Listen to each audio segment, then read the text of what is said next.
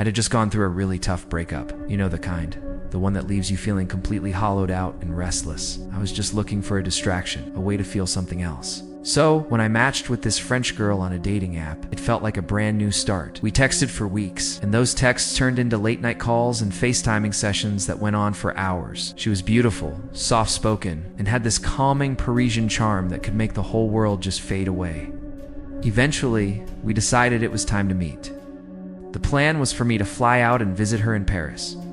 It sounded perfect, but there was one small problem. She still lived with her family, and they were pretty strict. So hosting me was out of the question. I looked into hotels, but I was 23 and completely broke. All I wanted was an adventure, not a 5-star vacation. So I did what any broke traveler would do. I booked a cheap hostel near her place. It wasn't exactly the Ritz. 6 beds crammed into one room, shared bathrooms, and this faint, persistent smell of damp laundry that never seemed to leave the air. But hey, it was all I could afford. My flight landed in Paris around 3 a.m. It was a 7-hour flight, and I didn't sleep a wink. I was exhausted, dizzy from jet lag, and the only thing I could think about was collapsing onto a bed, any bed. I fumbled my way through the dark streets and finally found the hostel. When I walked into my assigned dorm, it was almost pitch black. 5 of the 6 beds were empty, except for one. A guy was sitting on the lower bunk, his face lit only by the faint glow of his laptop screen. He didn't even look up when the door creaked open. I quietly whispered, "Hey." Nothing. I figured he probably had headphones in or maybe just didn't speak English. I dropped my bag onto a nearby bunk, trying to be as quiet as possible. "Mind if I turn off the light?" I asked, a little louder this time. Finally looked up, and he did it so slowly it felt like a scene from a movie. His expression was completely blank, almost lifeless. After what felt like an eternity, a strange, crooked smile spread across his face, and he gave a single, slow nod. I didn't think much of it. I was too tired. I switched off the light, crawled into my bunk, and was out cold almost immediately. Sometime later, in that blurry space between a dream and deep sleep, I woke up. I don't know what it was that woke me. The room was dead silent. But some instinct, some feeling of being watched, just pulled me right out of my sleep. I opened my eyes and looked around the dark room. All the other beds were empty, including his. The air felt colder, heavier. My first thought was logical enough. Maybe he'd gone to the bathroom, or maybe he was an early riser and had already left. But then I heard it. A faint asterisk creak asterisk, the sound of metal bending under weight followed by a slow, heavy asterisk breath asterisk coming from directly above me. I froze. Every muscle in my body tensed up. I slowly, reluctantly tilted my head up. And that's when I saw it. Hanging upside down from the top bunk, just inches from my face, was asterisk his face asterisk. His dark hair dangled down, almost touching my forehead.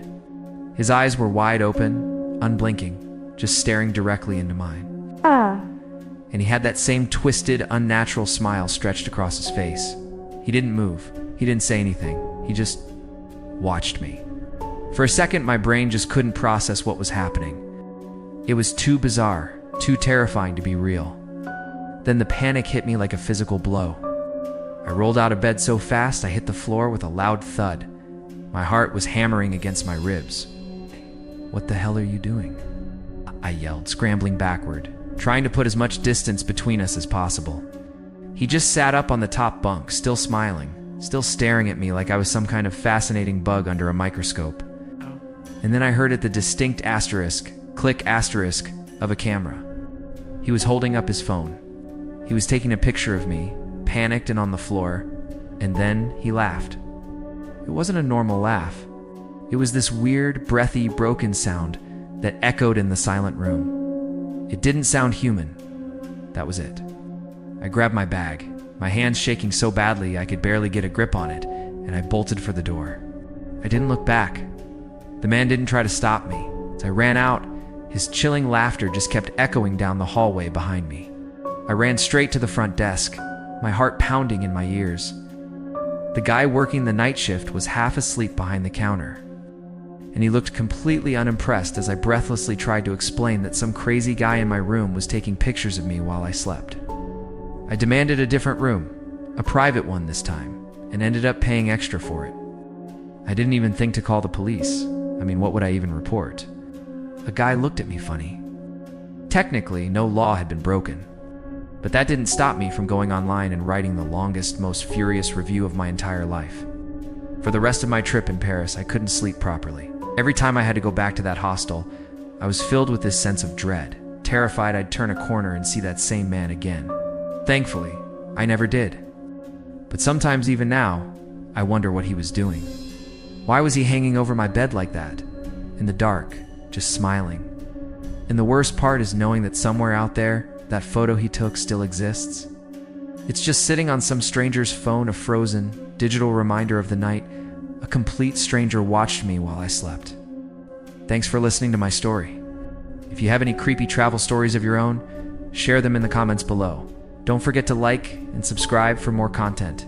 Stay safe out there. I've always loved traveling alone. There's a unique thrill in discovering new places, meeting total strangers, and living completely without a plan. I've crashed in more than 20 hostels all over the world. They're often cheap, loud, and unpredictable, but they're always pulsing with life. That was until I checked into one in Rome, a place called the Freedom Traveler Hostel. The name sounded so inviting. But that night, I learned that freedom can sometimes feel very, very far away. It was my first time in Rome, and I was completely exhausted.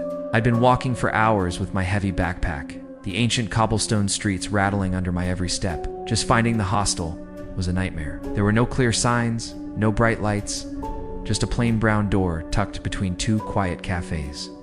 Inside, a smiling woman with broken English greeted me from behind the counter. I gave her my name, and she handed me a key. Room 4, for bed. Only to guests, she said, her smile never fading. That sounded perfect. Smaller crowd meant a better chance for some peace and quiet. The room was small, with one bunk bed and 2 single beds. The green paint on the walls was peeling in spots, and the air had a faint smell of dust mixed with detergent.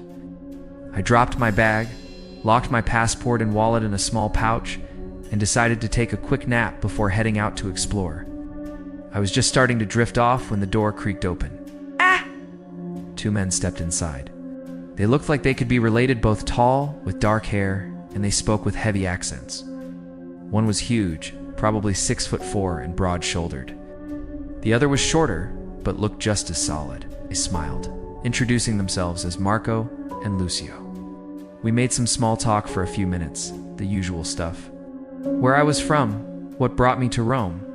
Then they started chatting with each other in Italian. They had no idea I understood the language.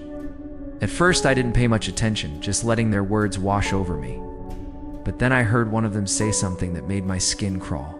Guarda questo, Sioco ragazzo, Americano. Look at this silly American boy. They were laughing at me. I pretended not to understand, keeping my expression neutral, even forcing a small, tired smile. I figured it was safer to let them think I was completely clueless. A few minutes later, they left the room, but they didn't have any luggage. That struck me as odd, but I was so tired I just brushed it off. I went downstairs to a small garden area behind the hostel. It was peaceful. A few other travelers were sitting around talking and drinking. I chatted with them for a bit, then decided to go explore the city before it got dark. Rome was absolutely beautiful. I saw street performers, marveled at ancient buildings, and breathed in the smell of roasted chestnuts in the air. For a little while, I completely forgot about those 2 brothers. By the time I got back to the hostel, it was around 9 p.m. The hallways were quiet. Most guests were probably either asleep or still out for the night. I changed into some comfortable clothes, turned off the light, and lay down in my bed. Hours passed, and then I heard whispering. At first, I thought I was dreaming, but the voices were real, soft, sharp, and speaking in Italian. My heart sank. It was Marco and Lucio. I kept my eyes closed, forcing my breathing to stay slow and even. Then I heard one of them whisper, "Prendilo ora." "Oh, viace lo faccia." "I-O. Grab it now. Or do you want me to do it?" My blood ran cold. I thought they meant my bag, that they were just trying to rob me. I waited, tensing up, ready to yell the second I heard them move toward my luggage. But what happened next was something I was not prepared for. Suddenly, I felt something wet and cold press against my face. A chemical smell, both sweet and sharp, filled my nostrils. Pure instinct took over. I yelled, throwing my arm up and knocking the cloth away from my face. In the dim light, I saw a shadow looming over me. It was one of the brothers. "The hell are you doing?" I screamed. He lunged at me, trying to pin me down. I kicked and twisted, managing to land a blow to his chest. The other brother grabbed him, shouting something I couldn't make out, and they both stumbled backward. I bolted upright, my heart hammering against my ribs, adrenaline flooding my entire body. I didn't hesitate. They ran. Out of the room, down the hall, and they were gone. I jumped off the bed, grabbed my bag, and sprinted straight to the front desk. The man working the night shift looked half asleep, seemed completely unfazed as I frantically tried to explain what had just happened. To mental dark hair, they tried Tui, don't know they put something on my face. He just blinked at me. Then he said something that made my stomach drop into my shoes. "No. 2 men, no check-in tonight. Only you in that room." I felt sick. That meant Marco and Lucio weren't even registered guests. They had somehow just walked in off the street. Anyone could have entered. Anyone. I begged the staff to check the security cameras, but they didn't have any. That garden entrance, the one that led to the back, was left unlocked all night. I left that hostel immediately. Didn't care about the cost. I booked a last-minute hotel room and got out of there. I didn't sleep at all that night. Just sat there in the silence, shaking, replaying the moment that cloth touched my face over and over again in my mind. If I hadn't woken up exactly when I did, I have no doubt they would have chloroformed me unconscious, robbed me of everything, and disappeared into the Roman night. To this day, I have no idea who those men really were, or if Marco and Lucio were even their real names. But I learned a terrifying lesson in Rome that night. When you stay in a cheap hostel, you're not always surrounded by fellow travelers. Sometimes you're sleeping next to predators, just waiting for you to close your eyes. So please, if you're traveling, always be aware of your surroundings and trust your gut. It might just save your life. Thanks for listening. If you have a story of your own, share it in the comments below. And don't forget to like and subscribe for more stories. Stay safe out there.